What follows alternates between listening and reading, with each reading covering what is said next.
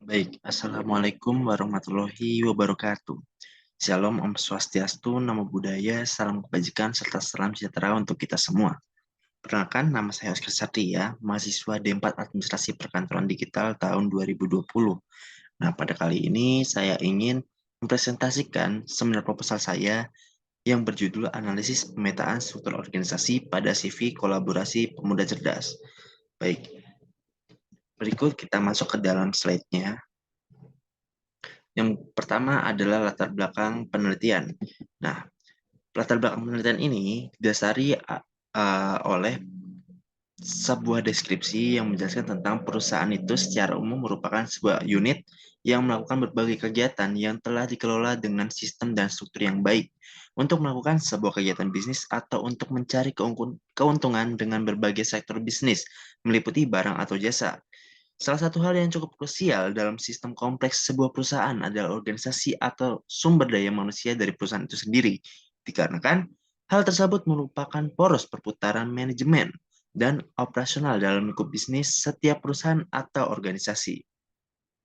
Berikut adalah teori yang dibawakan oleh Putri Maharani dan juga Nisrina pada tahun 2021, yaitu proses untuk mengklasifikasi atau membagi aktivitas ataupun beban kerja berdasarkan tujuan yang diharapkan sebuah komunitas atau organisasi disebut dengan pengorganisasian. Hal ini diharapkan agar semua sistem kompleks sebuah organisasi dapat berjalan secara efektif dan efisien dalam struktur yang jelas. Nah, untuk prarisetnya, saya menggunakan 3 buah prariset yang diisi oleh 23 jawaban atau mungkin bisa kita bilang ada 23 responden untuk prariset ini yang seluruhnya adalah karyawan dari CV yang saya jadikan objek penelitian. Yang pertama, itu ada pertanyaan terkait dengan pemetaan struktur organisasi yang sudah merata sesuai dengan tugas dan keahlian karyawan. Yang diketahui pada hasil penelitian ini adalah 56% itu tidak setuju, 17,4% itu sangat tidak setuju, 21,7% dianggap netral, dan sisanya adalah sangat setuju. Dan untuk yang setuju tidak memiliki poin di sini. Nah, untuk teori yang berkaitan dengan pertanyaan tersebut dibawakan oleh Tri Riyantini dan juga Yuliantari pada tahun 2021 yang berisikan keahlian karyawan dan kesesuaian beban kerja sangat berpengaruh terhadap kinerja karyawan, sehingga pemetaan struktur yang merata sesuai dengan keahlian karyawan sangatlah penting.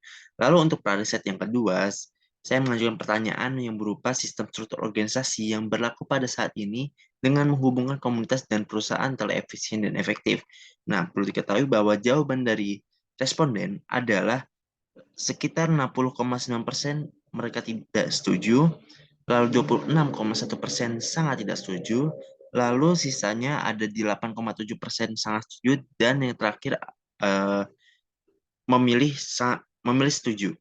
Nah, untuk teori yang berkaitan dibawakan oleh Putri Maharini dan juga Nisrina pada tahun 2021, yaitu pengorganisasian memiliki tujuan agar seluruh fungsi perusahaan dapat berjalan dengan efektif melalui proses klasifikasi dan pembagian kerja yang tepat sehingga organisasi dapat bergerak lebih cepat dan tersistem.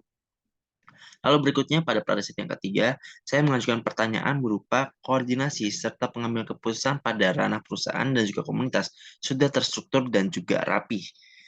Dan hasilnya adalah 56,5% tidak setuju, 26,1% sangat tidak setuju, 8,7% sangat setuju, dan sisanya adalah netral. Untuk teori yang berkaitan dibawakan oleh Yona dan Malau pada tahun 2023 yang eh, mendeskripsikan terkait dengan koordinasi antar unit. Koordinasi antar unit atau lembaga pada saat ini sangat berperan penting dalam sebuah organisasi dalam mencapai produktivitas, efisiensi, dan juga efektivitas dalam setiap kegiatan yang dilaksanakan oleh organisasi. Nah, kita lanjut ke dalam pertanyaan penelitian dan juga tujuan penelitian. Pertanyaan penelitian pada skripsi saya adalah bagaimana pemetaan struktur organisasi pada CV kolaborasi pemuda cerdas pada saat ini. Lalu yang kedua, apakah hal yang menjadi hambatan dalam pemetaan struktur organisasi pada CV kolaborasi pemuda cerdas? Lalu yang ketiga adalah bagaimana solusi untuk mengatasi hambatan dalam pemetaan struktur organisasi. Untuk tujuannya, itu berupa ingin mengetahui dan juga menganalisis pemetaan struktur organisasi pada CV ini. Lalu yang kedua adalah mengetahui dan menganalisis tentang hambatan-hambatan yang ada dalam pemetaan struktur organisasi pada saat ini. Yang ketiga, ingin mengetahui dan juga menganalisis solusi dari hambatan dalam pemetaan struktur organisasi pada CV kolaborasi pemuda cerdas khususnya. Nah, berikut adalah manfaat penelitian dari penelitian saya. Secara teoritis, hasil penelitian ini diharapkan dapat memberikan informasi dan gambaran secara nyata, memperkuat dan mengembangkan teori yang ada, serta dapat menambah wawasan pengetahuan khususnya mengenai struktur organisasi untuk memenuhi kebutuhan kerja yang dapat digunakan sebagai literatur. Nah, untuk manfaat secara praktisnya bagi perusahaan adalah penelitian ini dapat membantu perusahaan menganalisis masalah eh, permasalahan yang ada terkait dengan struktur organisasi untuk memenuhi kebutuhan kerja karyawan dan perkembangan perusahaan.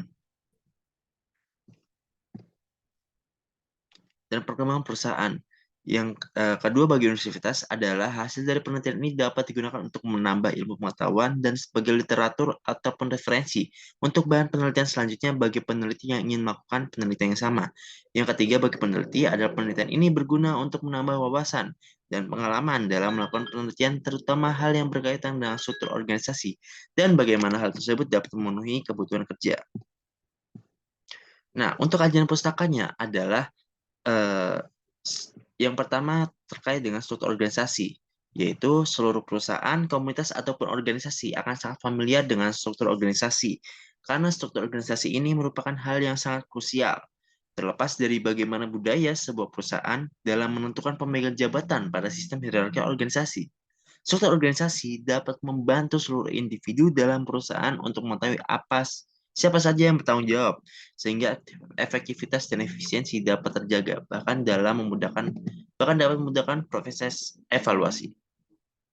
Menurut Wahyono, pada tahun 2022, terdapat 6 elemen kunci yang berpengaruh dalam pengambilan keputusan terkait dengan restrukturisasi organisasi dan juga evaluasi, yaitu adalah sebagai berikut. Yang pertama adalah spesialisasi kerja, yang kedua departementalisasi, yang ketiga rantai komando, yang keempat rentang kendali, yang kelima formalisasi, dan terakhir sentralisasi dan juga desentralisasi. Untuk teori selanjutnya yaitu efektivitas organisasi, yaitu setiap organisasi selalu memiliki perbedaan dan ciri khas masing-masing eh, bahkan pada unit internal sekalipun. Dalam hal ini juga membuat setiap kinerja organisasi meski pada bidang yang sama pun dapat sama sekali berbeda. Maka dari itu, organisasi selalu memerlukan evaluasi setelah melalui trial and error yang cukup banyak untuk mencapai tujuan yang lebih baik dan juga efektif. Ada dua teori. Yang pertama menurut Handoko pada tahun 2013, efektivitas organisasi ialah apabila sebuah komunitas atau organisasi dapat mewujudkan tujuan organisasi dengan melibatkan sumber daya yang dimiliki. Berkaitan juga dengan pengelolaan termasuk dengan penugasan, serta hubungan antar karyawan, sehingga efektivitas organisasi dapat mencapai keberhasilan melalui pembentukan sebuah struktur organisasi. Teori selanjutnya dibawakan oleh Robin, Udaya, dan juga Stephen pada tahun 1994. Organisasi memiliki misi, yaitu untuk mencapai tujuannya. Organisasi juga harus mampu melakukan manajemen yang baik terhadap sumber daya yang dimiliki dan memanfaatkannya dengan baik. Hal itulah yang merupakan tujuan struktur organisasi dan merupakan pengertian dari efektivitas organisasi. Teori selanjutnya yaitu tentang pemetaan karyawan. Menurut Atikawati dan juga Ujang 2016, terdapat langkah proses dalam pemetaan yang dilakukan oleh operasional manajemen sumber daya, yaitu perencanaan, rekrutmen, seleksi, dan juga penempatan. Nah, menurut Putri, Damsar, dan juga Afiandi pada tahun 2018, pemetaan adalah sebuah dasar yang harus diperhatikan oleh pejabat organisasi, karena sesuai dengan konsep pemetaan yang dilakukan, hal tersebut dapat berdampak kecil ataupun besar terhadap organisasi di masa yang akan datang. Menurut Goh dan juga kawan-kawannya pada tahun 2023, salah satu cara perusahaan untuk meningkatkan kualitas perusahaan adalah dengan menempatkan karyawan sesuai dengan bakat yang dimilikinya. Hal ini disebut dengan pemetaan melalui bakat dan juga bertujuan untuk mempermudah perusahaan dalam memberikan evaluasi. Penelitian terdahulu yang saya dapatkan, yang pertama dibawakan oleh Joan Goh, Alfred Joven, Kelly Kenry, Darwin dan juga Alden yang dengan penelitian yang berjudul Analisis Talent Mapping pada Industri Migas dan juga Penunjang. Lalu selanjutnya oleh Haryadi, Muktas, dan juga Sutia dengan judul penelitian berupa analisis struktur organisasi pada markas besar Kepolisian Negara Republik Indonesia, kompleksitas, sentralisasi, dan juga formalisasi. Yang terakhir dibawakan oleh Gofan Anwar dan juga Nabas Abdullah, yaitu The Impact of Human Resource Management Practice on Organizational Performance. Selanjutnya, metode penelitian yang saya bawakan adalah yang pertama, waktu. Waktu penelitian ini dilaksanakan dimulai pada bulan Desember 2023 hingga pada bulan Juni 2024 nanti. Lalu tempat bertepatan pada CV Kolaborasi Pemuda Cerdas pada Jalan Cempaka nomor 11 Sukatani, Tapos, Depok. Desain penelitian ini merupakan jenis penelitian deskriptif, kualitatif, dan juga informan. Informan penelitian ini akan ada 8 orang karyawan yang telah bekerja paling lama di CV Kolaborasi Pemuda Cerdas, dan peneliti menggunakan teknik pervasive sampling untuk menentukan informan. Nah, untuk pengumpulan data menggunakan 3 cara, yaitu dengan pengamatan, wawancara, juga dokumentasi. Untuk keabsahan data sendiri, peneliti menggunakan teknik keabsahan data yaitu dengan metode triangulasi, yaitu dengan melibatkan beberapa sumber data, metode, dan juga perspektif yang berbeda untuk memperkuat hasil penelitian.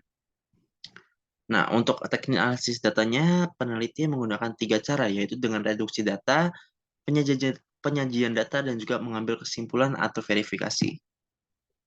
Ya, berikut terkait dengan presentasi saya untuk seminar proposal dengan judul Analisis Pemetaan Struktur Organisasi pada CV Kolaborasi Pemuda Cerdas. Terima kasih untuk waktunya. Salam dari saya, Oscar Satria. Wassalamualaikum warahmatullahi wabarakatuh.